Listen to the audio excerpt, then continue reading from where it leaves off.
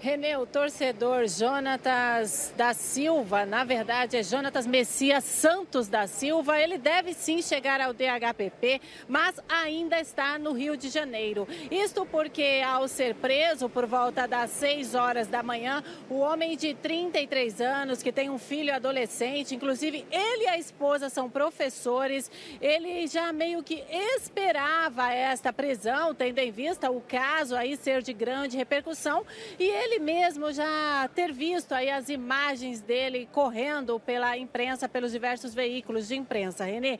Ele teve que passar por todos os trâmites burocráticos, primeiramente lá no Rio de Janeiro. Isso envolve o corpo de delito, para isso segue para uma delegacia. Neste momento se encontra no presídio, em um presídio nos estados, lá no caso no Rio de Janeiro, para em seguida vir para São Paulo, local onde primeiramente ele deve passar aqui no DHPP, mas na sequência, Renê, já foi expedido aí o documento para onde ele deve ir. Ele irá para o 8º DP, isso porque já tem aí um mandato de prisão temporária expedido. Primeiramente ele vai para o 8º DP. O homem já tem, este homem ele já tem aí advogado constituído, já tem a defesa dele.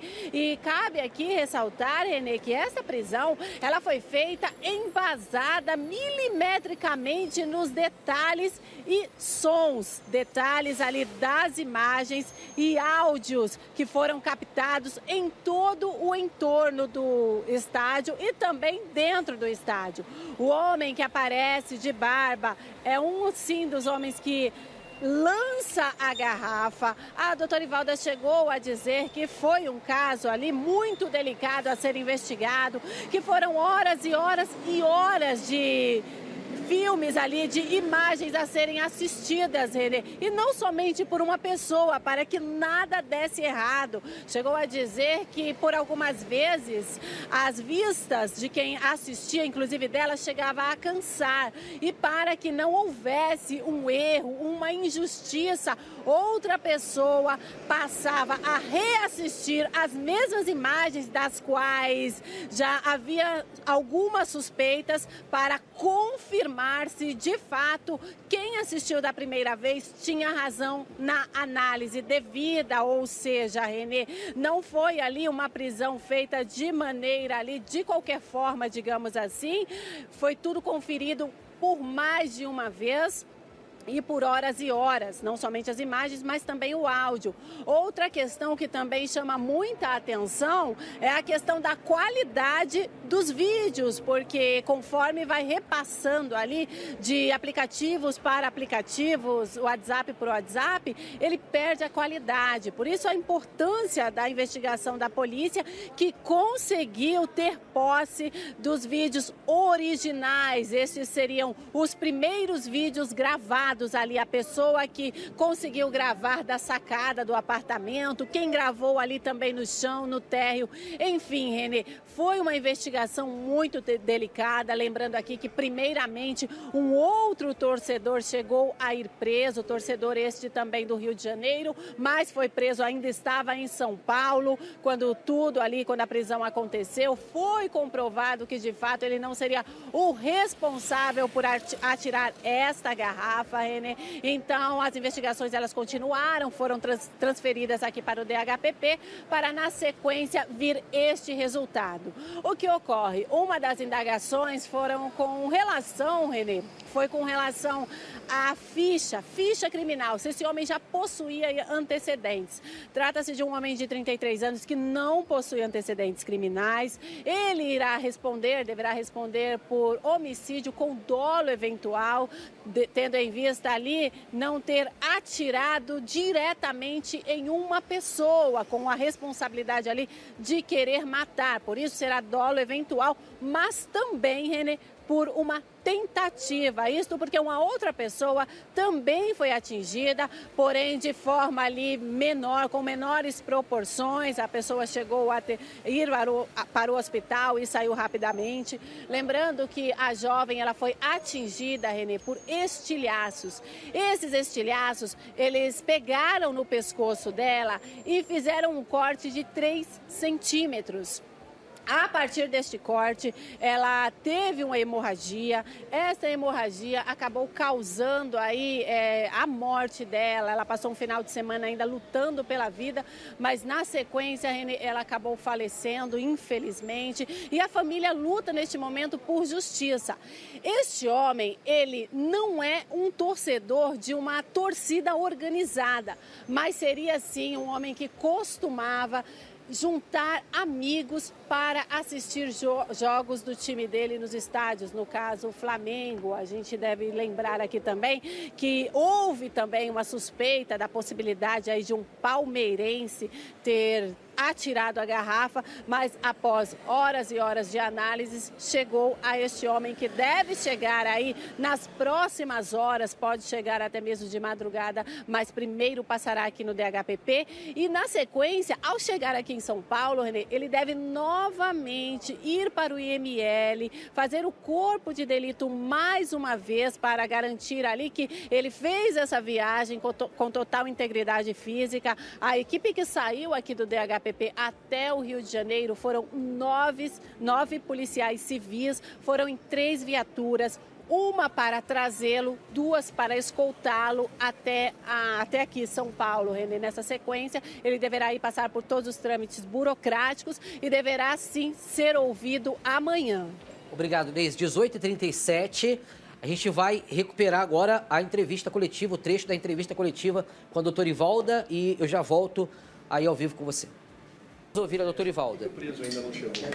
É normal, porque nós não íamos... A audiência de custódia tem que ser feita. Em outras ocasiões, a gente acabava fazendo lá o registro da ocorrência, o IML, e chegava a tempo de fazer uma audiência de custódia aqui. Então, hoje não teve esse tempo hábil, por isso que passamos no IML. O Rio de Janeiro tem uma outra forma de fazer a audiência de custódia, eles fazem dentro de um presídio, então nós nos deslocamos para lá e foi um atraso, porque você chega na ordem, né? Que você chega, você passa pela audiência de custódia.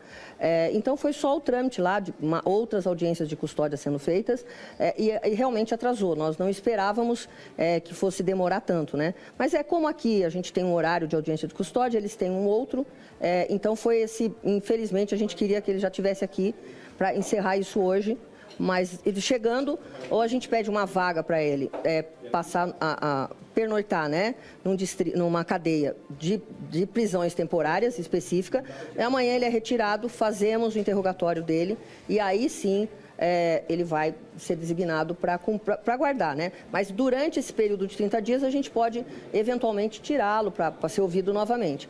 Mas a intenção é interrogado e aguardando mais um laudo da perícia, que é aquele da reconstituição virtual dos fatos, a gente o doutor Vasconcelos, já foi conversado, pretende-se representar pela preventiva. Como é que fica a situação daquele outro suspeito que foi preso e depois foi solto?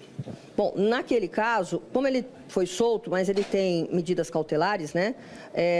O advogado dele já fez um contato que ele vai pleitear junto ao judiciário para que então revogue as medidas cautelares, tá?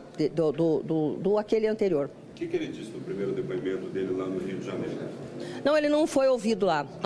A prisão temporária, ele vai ser interrogado, vai ser indiciado formalmente, tem todo esse trâmite, aí ele é interrogado. A senhora disse que ele já esperava pela prisão, a senhora falou isso para a Band, né? Não, a gente perguntou, ele estava dormindo, foi a esposa que atendeu. Ele só fez um comentário, eu imaginei que vocês viessem aqui mesmo, nem falou que foi ele, que não foi, mas, e a gente também não perguntou, porque vai perguntar de forma com o advogado, com quem ele estiver acompanhando ele, para não ter problema de alegarem nada de que foi abusiva a prisão. Então é bom passar mesmo, a audiência de custódia é para isso, tanto que foi tudo bem, mas ele não tem, a gente nem pergunta, não faz parte, porque você tumultua, né? Porque ele fala uma coisa informalmente, depois aquele muda a versão, então a gente vai deixar o advogado, eventualmente, que ele tenha, falar com ele, vai ser tudo cumprido de acordo com a lei. O que essa investigação, da forma como ela foi feita, com várias câmeras, com várias análises, fica de legado para outros crimes que aconteçam da mesma forma, né, na porta de estádios e tal? O que ela tem de inédito e o que ela deixa de legado para outros tipos de investigação como esse? Olha, foi um desafio, porque realmente a gente identificar aquela pessoa, quem ele era, né? Porque individualização de cada um foi, não é que foi fácil, mas com as imagens que foram chegando, a gente sabia, olha, esse jogou um copo, o copo não atravessou, esse aqui jogou um líquido, esse aqui jogou alguma coisa antes que não é uma garrafa. O difícil foi quem é, e aí a gente conseguiu uma imagem dele mais nítida para poder identificar, qualificá-lo, né? Então, acompanhar para saber quem entrou no estádio, que batia com o que a gente tinha, e o que foi que fica, as imagens, que a gente acompanha e vê ele tirando a blusa e colocando, então a gente vai seguindo. Então, eu acho que usar tecnologia e investigação, e lógico, né, foi prédio, foi apartamento por apartamento, perguntando quem tinha filmagem, quem tinha o filme, pegar as imagens, isso é um trabalho de todo dia lá. A gente ficou, esses 15 dias, a gente se dedicou a isso, foi colocada uma equipe especial para isso, junto com a perícia. Nada foi feito sem a perícia, aqui eu deixo aqui o meu agradecimento, porque o perito Leandro não descansou, assim ele ficou. E isolar o ruído é sensacional. Isso de você isolar a trajetória, né, o barulho que bate, estilhaça, isso aí é fantástico, né? Você conseguir fazer isso, e ele conseguiu, porque a gente tinha as imagens mais puras, né? Porque um tal de passar no WhatsApp, ela vai perdendo a qualidade. Então, quando a gente consegue a original, então isso permitiu que fosse feita esse tipo de perícia. Doutora, a polícia tem certeza, então, de que foi a garrafa arremessada pelo Jonathan que acertou a menina Gabriela? Bom, a investigação aqui nossa concluiu exatamente isso. Não tem mais ninguém ali naquele local, naquele momento em que a garrafa vai, o estilhaço passa pela Gabriela, ela leva a mão, não tem mais ninguém, por a nossa exclusão, é o único objeto que atravessa aquele portão. Jonathan já teria alguma anotação criminal? Não, não tem nada criminal. Doutora, eu li mais cedo nas suas entrevistas que a senhora pretende indiciá-lo por homicídio doloso. Dolo eventual. E aí eu fiquei pensando um pouco na sequência das imagens que a senhora descreve. Que ele arremessa a garrafa bate no muro, o estilhaço que atinge. A advogada dele já disse agora há pouco lá no Rio de Janeiro que, bom, primeiro que não confirma que foi ele, mas ela fala que ele não teve, se foi, ele não tinha intenção. Ele estava todo, inclusive, preocupado com o fato de a garrafa dele que ele atingiu. Ainda assim, dá para sustentar que é homicídio doloso? Com dolo eventual, sim. Porque jogar uma garrafa, né, contra pessoas, uma multidão que está lá, várias pessoas, ele assume o risco que aquela garrafa acerte alguém. Então, agora, vamos lá. Se ela não tivesse batido no portão e ela caísse longe de qualquer um, ok, né? Mas e se ela cai na cabeça de alguém? Porque tem uma velocidade, é física isso. Ela cai com outro peso, ela podia ter acertado diretamente alguém e causado uma lesão maior, ou não, que não fosse fatal, mas fosse uma lesão. Mas, infelizmente, né, assume-se o risco. Agora, isso aqui, a Polícia Civil, que vai, com certeza vai ser nessa linha. Agora, cabe à defesa mostrar o outro lado, né? Que é para isso que ele vai ter um advogado de defesa. Outra pessoa envolvida na confusão pode também responder, seja por associação a tudo que aconteceu? A gente aqui nós apuramos o DHPP, o homicídio da Gabriela e a lesão lá do outro, né? Quer dizer, quem causou aquilo. Eventualmente, quem começou a confusão, a aglomeração, aí é coisa de torcidas, e aí a gente tem uma legislação, que é a Lei Geral do Esportes, e aí provavelmente, acredito eu que deve ter alguma coisa com as torcidas, uma punição lá, mas aí não é com o DHPP, tá bom? Não tem mais ninguém que colaborou, ninguém deu a garrafa para ele, ninguém ajudou. A gente identifica ele pegando a garrafa do chão e jogando, tá? Então, outras pessoas eventualmente podem entrar em outro tipo de crime. A temporária dele é de quantos dias? 30. 30, porque é hediondo, né? Doutora, ele chegou a falar muro, mas é o tapume mesmo que estilhaçou ali, né? No momento que pegou... Que muro? Ele chegou a citar um muro? Não. É um tapume de alumínio. Que dividiu as de metal, de alumínio, e aí ela bate aqui, Tá. Obrigada, doutora. Muito obrigado, doutor Ivaldo.